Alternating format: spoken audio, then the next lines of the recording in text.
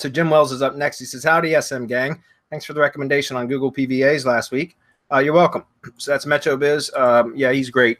In fact, he actually, Jim, I guess you contacted him right after Hump Day Hangouts or shortly thereafter, because he pinged me on Skype and said, thank you for the recommendation again. So absolutely, he's a good guy.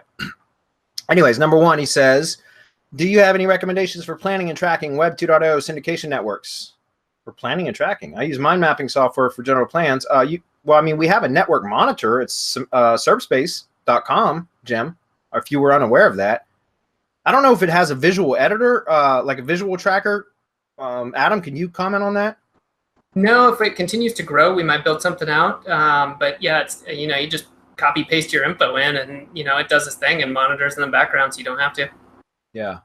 So as far as like planning and for planning them, no, but it does monitor them. And what's great about it is if you order done for your networks from ServSpace, though they can automatically be imported into the network monitor, which will notify you if properties go down or if they're not posting or if RSS feeds stop posting. Like it stops detecting new items in RSS feeds, and it does various things. It lets you know. So it's a great way when you have multiple networks or dozens or hundreds of networks. It's a great way to monitor all that stuff, because otherwise you a lot of times you just don't know when stuff starts to break down, right? Unless you're manually checking them yourself.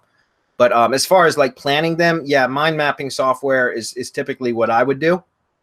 And I use Lucid charts. I like that a lot.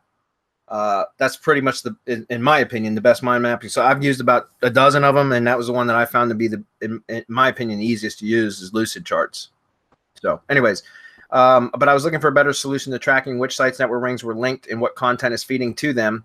Been working on a Google Sheet solutions, but it's incredibly cumbersome. Yeah, that was my issue, because that's what I was. I mean, I still manage probably 90% of my business through Google Docs, period, or Google Drive, excuse me, period. So, and I still use spreadsheets for everything too. But that's part of the reason that we built the network monitor in ServSpace, was specifically so that you could see tier 1 networks and tier 2 networks and how content is feeding from one to the other, and that kind of stuff. And that is you are able to do that inside of ServSpace. The actual like visual planning, we don't have that yet. That might be something that we could do at some later time though. Okay.